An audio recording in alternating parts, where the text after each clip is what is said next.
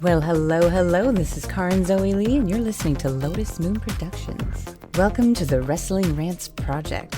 Whatever the promotion, we're here to learn and discuss. So sit back, relax, and enjoy the next 45 minutes of wrestling discussion with your host, Shugo Hanasaki. Welcome back to the Wrastlin Wrantz project, and what a follow-up episode we have in store today. First off, I want to thank the 100 listeners that tuned into our CM Punk debut reactions. An 18-minute episode, and it was the most listeners I've ever had on any wrestling little podcast.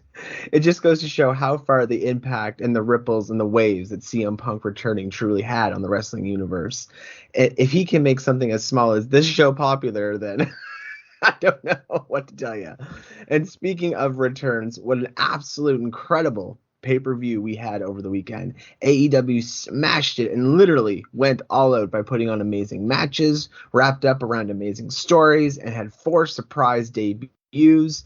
AEW President Tony Khan stated after the event that All Out 2021 was the most watched AEW pay-per-view ever, which isn't surprising at all with how much buzz was circling around it. As our previous episode, this episode may be a little shorter than usual, but to help me get the conversation going today is 2 returning guests. The first is my partner in crime, Artie, and the second is Travis, who has popped on in the past to help me out with AEW predictions. So without further ado, welcome to the podcast, boys. Hey, how's it going? Hello. So we're here talking about All Out 2021. I have Travis beside me. I have Artie in the other room because we all decided to get together this weekend and watch All Out. And shout out to my friend, shout out to our friend Cody for being here as well. But man, was it an amazing night. We had 10 crazy matches. I mean, hell, even watching Paul White smash QT Marshall was satisfying. Yeah, I wasn't super down for the match, but the watching Paul White go, like, he really went for especially for someone who's been in the business as long as he has.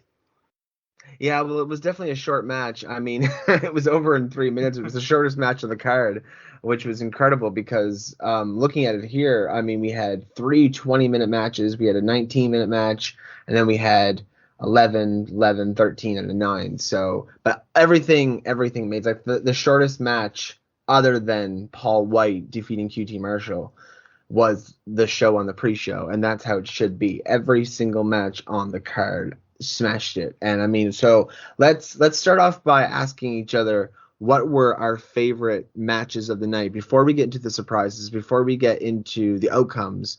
What was your favorite match of the night, Travis? Chris Jericho versus MJF. Chris Jericho? Yeah. It was the one that I guess not like meant the most, but like was, if Chris Jericho loses, that's going to be like the biggest thing. Yeah.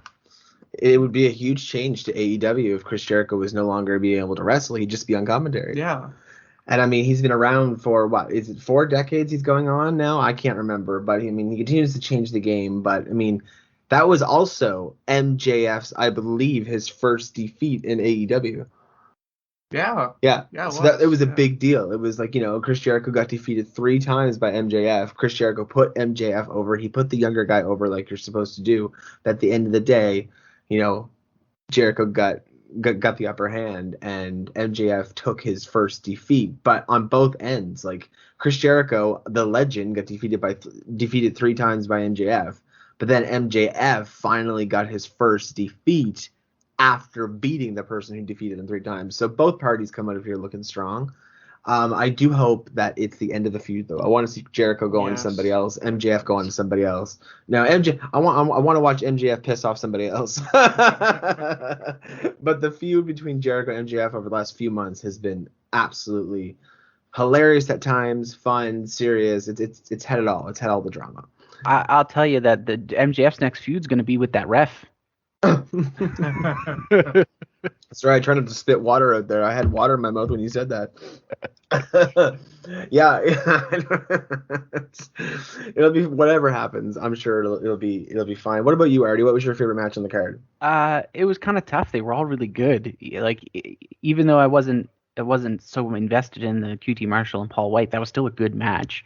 But I think my favorite would have to be Miro and Eddie Kingston, just because Miro's one of my favorite wrestlers, and Eddie Kingston is just, he sells so well, and the match was just amazing. Yeah, it was. That's a good shout. Yeah, it really was. It was actually better than I thought it would be. Like, we know Eddie Kingston. I mean, there's always the joke, does Eddie Kingston believe wrestling is real? You know, like, but yeah, he went out there, and this time it was face Eddie Kingston. For the most part of his AEW career, we've seen heel Eddie Kingston, but you know, John Moxley, Eddie Kingston getting together, you know, it's been a good kind of, what's the best way to put it? It's been a good, not adaptation, but over time, it's been a good segue, I guess. Yeah. Segue into becoming a face over all these weeks. He's just slowly, and also after the show ends, you know, he'll cut a message to the crowd, and that's come out online, and you've seen him show how much he truly loves AEW and what they've created and what they're doing. So, yeah, it was just great seeing that babyface mentality from Eddie Kingston versus Miro, and Miro retained, of course. So, yeah, it was good. It was good. Now the return that I thought would happen here didn't.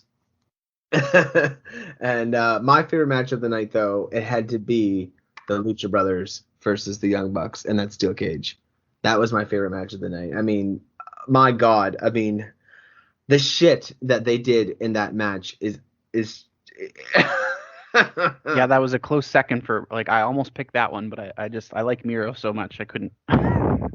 Yeah, you know, the greatest thing is about this too, and I can't do this enough. Like, again, like, everybody says this. Like, if I explain to you, if we all talk about the entire Lucha Brothers versus Young Bucks steel cage match, we're gonna be here all day, because you just have to go watch it.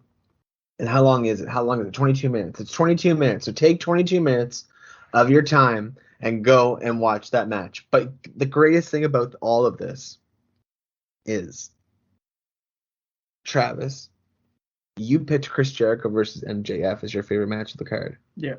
Artie, you picked Miro versus Eddie Kingston as your favorite match in the card. Yeah. Right? Yeah. Oh yeah. My Easy. favorite match was the Lucha Brothers versus the Young Bucks, who got the championships, by the way, which is amazing. Yeah. I chose the Young Bucks to win, but I am not upset that the Lucha Brothers won, for the record. But the most amazing thing out of all of this is none of us picked CM Punk. This was CM Punk's debut pay-per-view after 7 years in a different company. Big deal. And Darby Allin and CM Punk killed it. They killed it. They smashed it. It was a fantastic match. Like, I can't, just because it's not my favorite doesn't mean it was bad. There wasn't a bad match on the card. Let's put that now. But CM Punk and Darby Allin were great. They were absolutely great. You know, there were talks about, would Darby Allin go heel? Would Sting go heel? What would happen? But no, it was just a good, clean, back and forth fight, and it was great. It was really, really great. So I want to shout out to that, because it didn't it's not our favorite matches on the card, and it's CM Punk, and he's like the huge big deal that was circulating around AEW. And it was definitely a really good match, though. Like, I quite enjoyed it. I found, because it was a sort of a random match, and I get why CM Punk wanted to go against Darby Allin, because, you know, the whole how he was talking about how, you know, Darby Allin would have been young CM Punk's favorite wrestler when he was a kid or whatever, but there wasn't as much of a story build up to that as there was in some of the others. Yeah, this was more of a respect versus respect. Yeah.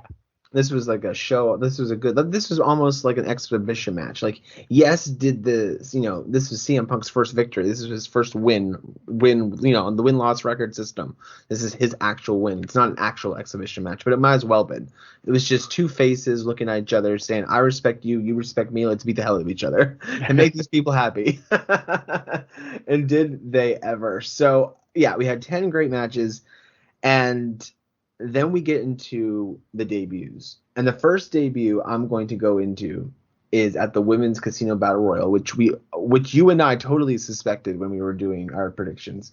When we were doing our predictions, you know, we had two mystery guests, and the second I put the podcast out, Tony Khan announced that Sky Blue was going to be in there, and there's only one person left. So I was like, all right, it's got to be Ruby Soho. It's not going to be the Iconics or Irresistibles or Iconics, some sort of Iconics. Whatever I name they're calling themselves today, it wouldn't be them. So, yeah, I was like, oh, really? You gotta announce that right after I put out the podcast. It was like, I'm gonna come after you, TK. But yeah, it was Ruby Soho. Ruby Soho made her debut. She was the Joker in the 21 Battle Women's Royal, and the reaction that she had, the face that she had, the expression on her face. Now, she's been Ruby Riott in WWE for a long time. And Travis here, you don't watch WWE. You don't know who really Ruby Soho is. No. So Ruby Riott was originally in NXT. And then, of course, as she built herself up, she goes up to the main roster. Then they constantly built the Riott Squad. I think the Riott Squad may have been in NXT near the end of her run, but it consisted of Sarah Logan, Ruby Riott, and Liv Morgan. It was the Riott Squad. They were all like causing havoc and stuff. But then WWE didn't care for them. They were like one of the few actual women tag teams that they had. And yeah, there was a lot of potential with that stable. There really was. And it's a shame that they never won any titles, or Ruby Riott was never a women's champion, because she definitely should have been in WWE. She has so much potential, but now that she won't beat Britt Baker for it. She will not beat Britt Baker for the women's championship. I don't think so. Do you? No. I don't think so, no. Yeah. I wouldn't mind, but I don't think that Britt Baker has done what she's doing yet. Yeah, well, she's got a few people to go through first. Yeah. And Ruby Soho, though, she'll definitely be women's champion at some point. Like the crowd response, like whenever she came out in WWE, the crowd response is just like mellow, almost, because they never really built her up as much as NXT did. And the crowd went nuts when she came out, and the expression on her face is just. She looked so happy. Yeah. It was like CM Punk coming out. It was like. All these people is like, are they going to boo me? Are they going to, whatever? Like, what's the reaction going to be like? Are they not going to cheer at all? And yeah, she was just overwhelmed with happiness, that it looked like from my point of view, which is the best type of happiness. But yeah, it was fantastic. Welcome to AEW, Ruby Soho. Now, moving on to the other return, before we get to the last two returns of the night, which completely shocked me, which is something that I've been telling all of you I've been wanting forever, and I've seen these two fight in New Japan Pro Wrestling. And after Jon Moxley defeated Satoshi Kojima, which was a bitchin' fight, by the way, like, props, clap. Oh, yeah, that was a good match. Yeah, they absolutely smashed each other. Jon Moxley defeated Satoshi Kojima from New Japan Pro Wrestling, and then, of all people, to come back from New Japan Pro Wrestling through the Forbidden Door, none other than Jon Moxley's former opponent, Minoru Suzuki. Now, Minoru Suzuki is a bloodhound. He is like 50. He will beat the living hell out of you. You can do whatever you want to him, and he will sit there and laugh at you and take it. Like it was just awesome seeing Minoru Suzuki walking down AEW and just seeing him there. I became a massive fan of his just like Lance Archer. I became a massive fan of his at the New Japan G1 tournament in 2019, and seeing him again now going up against Jon Moxley once again is beautiful. So again, round of applause to AEW for having Minoru Suzuki going against Jon Moxley once again, so that the American audience, all the people who are not familiar with Minoru Suzuki and Jon Moxley and their feud, can now see what these two are truly capable of. Now, I know, Travis, you're unfamiliar with Minoru Suzuki, but you will not be disappointed. Yeah, I don't think I will. Artie has seen some of Minoru Suzuki, and what do you think? Yeah, I'm very excited. I've only seen a little bit of him, but from what I've seen, I definitely am excited to see this next match with Moxley and him. Yeah, Minoru Suzuki is a class act. Like, he really is. Like, let's just break the fourth wall here and show everybody, like, tell everybody just what this person is made out of. Minoru Suzuki. You might hear me type on my keyboard, but that's okay, because we're just breaking the fourth wall right now. Minoru Suzuki on Google. I want to tell you guys what this guy's made out of, because he is incredible. The man is 53 years old. 53. That's nuts. He won the IWGP Intercontinental Championship. He's won the Tag Team Championships. He's won the Neverweight Open Championship. He's won the G1 Tag League. He's won in All Japan Pro Wrestling. He's won the All Asia Tag Team Championship, Triple Crown Heavyweight Championship 2 times, World Tag Team Championship, World Tag Team Championships with, I believe, Taio Kea. I believe that. Apologies if I butchered that name. But he has so many, many accomplishments over his years, and just so much respect to him and his career in Japan over the past 2 to 3 decades with him. So, yeah. Minoru Suzuki, again, welcome to AEW. It is great to have you part of the party.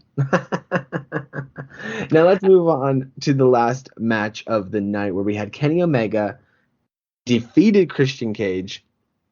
Now, of course, you knew there was going to be shenanigans. There was going to be crap because it's Kenny Omega. Now, the Young Bucks lost their championships. So after the Young Bucks lost their championships, we were like, uh-oh, what's going to happen here? Christian's going to get the both now. But no, Kenny Omega did retain. He did a one-winged angel off the second rope to Christian. And as everybody knows, not only do you not kick out of the original, the normal one-winged angel, but you don't kick out of the one off the rope either. So Christian Cage lost. It was a good 20-minute back-and-forth match. Christian Cage really showed how much he's a main star. He really is. He was really I wouldn't say undermined, but underused in WWE, because the guy is a main eventer. He can pull it off. He's a former world champion. I mean, in WWE, he's currently the Impact World Champion. He's a former Impact champion as well. And you know, back in the days, people who have been watching wrestling for 2 to 3 decades know his amazing matches with Edge and Hardys and the Dudleys and TLC matches, you know, so it was great. But after the match ended, they were all celebrating. They were beating up Christian Cage. Everybody, Jurassic Express comes out to try and make the save. But as you know, the numbers game is against them. And all of a sudden, lights go out. Everything goes black. And whose music hits, Artie? Adam Cole, baby. Adam Cole, baby. I just want to say one thing, though. When the lights went out, I thought it was going to be, oh my God, I don't remember his name. Bray Wyatt. Rotunda. Rotunda. Yeah, I thought it was going to be him. I saw the lights out, I was like, no way. But then it was Adam Cole, and that was like just as good, though. Yeah, the whole lights out thing now is turned into a surprise thing. It's no longer like a spooky thing in a lot of places. When lights go out, it's more of a surprise now. In the past, like when lights go out, it used to be like when the Undertaker was going to like do something crazy. Like 20 years ago, if you were in the ring with somebody and doing something, all of a sudden the lights went out, all of a sudden you heard that gong, you were like, oh shit, someone's gonna die.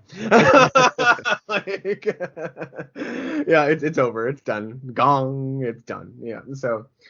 Yeah, it was crazy. Adam Cole came down. Now, he came out the heel tunnel. And everybody thought in the moment he was face. But if you look back at it, he came out the heel tunnel, and it looked like he was going to help Christian Cage in the Jungle the Jungle Express, and he didn't. He turned on them. Of course, he's best friends with Kenny Omega. Kenny Omega was like, "What did you expect? Of course he'll join us." You know. So the numbers game added on to it. They started beating up Jurassic Express. They started beating up Christian Cage. They started getting it all. They started being cocky little bastards. And then someone else's music hits. And we had our fourth day, our surprise debut of the night. And it was none other than Bryan Danielson. A remixed version of Flight of the Valkyries comes on. And Bryan Danielson runs down to the ring to make the saves and cleans house. What do you guys think of Bryan Danielson? Now, first of all, Artie, Travis, I'm gonna ask Travis first, only because you don't really know who Bryan Danielson is much because you don't watch the WWE product. Yes. But what I'm going to tell you is he is one of the best wrestlers on the planet, and now that he's outside of WWE and he can do more wrestling moves, he's going to be one of your favorite wrestlers really, really soon. And you know what? If I'm wrong, you can tell me I'm wrong. But he's amazing. He is like the king of submissions. The guy can get out of anything. But the real question is he better at wrestling than Kenny Omega? Wrestling wise, if no, honestly, wrestling wise, that's a good discussion to be had. Honestly, you could go into circles, you could go into discussions, you could go into groups, you could go into forums and have that conversation, because Daniel Bryan is one of the best wrestlers of the world. Kenny Omega is one of the best wrestlers of the world. The Young Bucks are one of the best tag teams in the world. You know what I mean? But even as solo stars, let's just say, unfortunately, what if the Young Bucks break up and Nick and Matt went solo, or something happened where one of them had to go solo, they would shine too. You know what I mean? They're amazing wrestlers. Whether you're in a tag team or whether you're by yourself, it'll always come through, right? Like Malachi Black, Will Ospreay, and Malachi Black, and Buddy Murphy, or Buddy Matthews now. They all have a very similar style. Malachi Black and they had that similar. It's almost like a Muay Thai kind of style-ish, where they use the knees a lot. You know what I mean? Yeah. But yeah, so. Artie, what do you think about Bryan Danielson coming into AEW? I'm pretty jazzed. I don't want to, he's not going to win the title right away. He may be the one to take it from Kenny Omega. Maybe. He's inserted himself in the right part of the feud, so. He has, but he'd have to rack up some wins first. Or win one of those stipulation matches, like the Casino Battle Royale that just happened kind of thing. They could end up having a tournament with a bunch of guys, but right now, I mean, do we have to look up I don't even know the top 5. Well, Kenny Omega has been through a lot of the top people fairly recently, so they generally, once you've been beaten by the champion, it's kind of back of the line in AEW, and the next person comes up, and if you've already been through, a good chunk of the top people at that point, a tournament seems like the most likely option. Well, as of September 3rd, as of Friday, and I'm on the AEW website right now, the rankings are Christian's got the most, 7-0. So he's 7-0 right now. Solid 7-0. Not the most, but he's in second. That's why he fought Kenny Omega in 2021. He's 7-0. Then we have Orange Cassidy in second. He's 15 wins, 1 draw, 1 loss. Orange Cassidy could go up against Kenny Omega again, but I think Orange Cassidy is involved with Matt Hardy still. Yeah, so, and then in third place, we have Will Hobbs. We got Powerhouse Hobbs. Yeah, that would be a good one for next, yeah. Because he might go up against Miro, but I mean, heel on heel, it's just, with all due respect to Powerhouse Hobbs, I don't want to see that with Miro or Kenny Omega right now. Not right now. Maybe later. But Darby Allin is 16-2 in fourth place. So Darby could go up against Miro again, or go up against Kenny Omega. Yeah, because he's done with CM Punk now. That was just the one and done. Like, hey, this is your first match, and now they both need to do something else because it was face on face. Just like, here's a fun match, just because. Yeah, and also Jungle Boy is 13-2, and he's in fifth place. And with the Jurassic Express being beat down last night, didn't he already go after Kenny Omega though? Like, not that long ago. It was on a TV match. It was just a TV match, but. He is in the ranking system. So that's a top 5. So all I know is that it could be Powerhouse Hobbs, it could be Darby Allin, it could be Jungle Boy, but Jungle Boy was there when Bryan Danielson made the save of the Jurassic Express and all that stuff. So that's where they could actually segue that in. If you're going by the standings, Hobbs and Darby are really the only 2 options, because the other ones have already been technically beaten by Kenny Omega fairly recently. Well, it depends on the storyline and the feud, though. I mean, if Jungle Boy is sitting there getting beaten up, he's going to have one crack at Kenny Omega. Yeah. So, and then with Britt Baker, I mean, Chris Statlander was in second with 15-0 being undefeated. She just took her first undefeated loss in 2021 last night, which was incredible. Wow. And then Thunder Rosa is 26-2. She's got 26 wins in 2021. I think she may have the most wins of the whole entire year. And then in third place, we have Hikaru Shida, who already lost. We have Tai Conte, who already lost. I think Tai Conte lost against Hikaru Shida, though. I'm not sure if she lost against Britt Baker. Either way, she's 25-4. And then in fifth place, we have Jade Cargill. But right now, we have Ruby Soho going up against Britt Baker. But right now, as it stands, that's the top 5. And for the tag team division, in second place was the Lucha Brothers, but now they are well, not in second place, but technically first. But they are definitely the king of the mountain now. And then we have Jurassic Express, and then we have Santana and Ortiz, and then we have the Varsity Blondes, Griff Garrison and Brian Pillman Jr., and then we have FTR. So it's going to be interesting to see now who Lucha Brothers go up against, and if the Young Bucks are going to have a tag team match, and where everything goes now. So if anybody was going to beat the Young Bucks, it was going to be the Lucha Brothers, and I'm happy that that is the way it went. I wouldn't be surprised if the Young Bucks wanted a rematch, because it's the Young Bucks, and if you want to go with a combination of storyline and how the company is, they're the executive vice presidents of the company, and if they want a rematch, and they're heels, they can make it happen because that's their position they're in. Well, there's no wanting about it; they'll just do it. That's what I mean. Like they're the executive vice president or extremely violent people. Yeah, I do think the heel dynamic of them is going to help them severely here. Now, they're definitely going to get a rematch. I don't know when it's going to be, but maybe we'll have another mini pay-per-view on TV before we get to Full Gear in November. That's 2 months away. So we have 2 months to build to Full Gear, which happens on November 13th, not November 7th that it was originally stated. And we're going to wrap things up here. So it's another short podcast, another short episode, because we just wanted the reactions, the buzz that's circulating around the world against with AEW All Out. Again, what an incredible pay-per-view. Overall, what'd you think of it? It was amazing. Yeah? Amazing? Yeah, it was great. I definitely, I'm repeating what a lot of people have said in the last 24 hours, but I definitely think it is the best wrestling pay-per-view in quite a while. In general, not just with AEW. Definitely the best AEW pay-per-view, but probably the best overall pay-per-view in a while. Yeah, and I want to also share this quote with everybody here, because to people who haven't seen it, when AEW All Out went off air, Bryan Danielson spoke to the crowd. And one of the quotes that he said was, "There's some people around here who call themselves elite.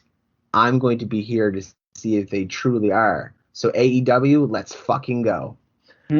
That is the quote of Bryan Danielson after the show went off air. So I'm just so excited with Bryan Danielson coming out with that energy. I wish we had seen it. Maybe we'll get to see it. Maybe they'll share a little video clip of it. It'll probably be on YouTube at some point. Maybe not. Well, it's on YouTube and Twitter from everybody else's phones and stuff. But I don't know if AEW recorded actually that spot or not. Maybe the cameras actually went off. We don't know. But it could be. And if it does, I will definitely watch it. So before we wrap things up, I just wanted to let everybody know what the AEW Dynamite card is looking like this Wednesday coming up. I mean, we're going to have Ruby Soho making her debut. We're going to have, or not debut, her Dynamite debut, absolutely. We're going to have her making her appearance. Malachi Black will be there taking on Dustin Rhodes. Bryan Danielson, CM Punk, and Adam Cole are all expected to appear live. And it was announced that Jon Moxley will be facing Minoru Suzuki, as we spoke about earlier on the show, this Wednesday on Dynamite. We're going to see Minoru Suzuki and Jon Moxley absolutely destroy each other this Wednesday. So buckle up, guys. It's going to be one hell of an episode of Dynamite. I'm stoked. Are you excited? Yeah, we all excited here. All right, well, we will wrap things up. Thanks to everyone who continues to listen to the podcast. If you want to hear your voice on here, simply send me a PM on any of my social media. You can find all of our socials or socials. I don't know, but I'm Southern now, apparently. You can find all of our socials at SoundCloud under Lotus Moon Productions, Facebook under Lotus Moon Productions, Twitter under Lotus Moon Prod, Lotus M Productions on Instagram for the independent music side of things, and you can search us on YouTube under Lotus Moon Productions. With that, this has been LMP Wrestling, and we are signing off.